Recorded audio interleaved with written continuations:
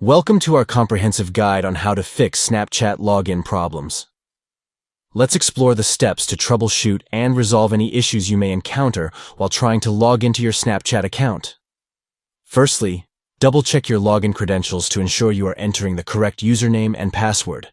Remember, they are case-sensitive, so precision is key to successful login attempts. Next, verify your internet connection. Make sure you have a stable connection by switching between Wi-Fi and mobile data to see if that improves the login process. It's essential to keep your Snapchat app up to date. Check for the latest version in the Google Play Store and ensure you have the most recent updates installed on your device. If you continue to experience login issues, try restarting your device. A simple reboot can often resolve temporary glitches.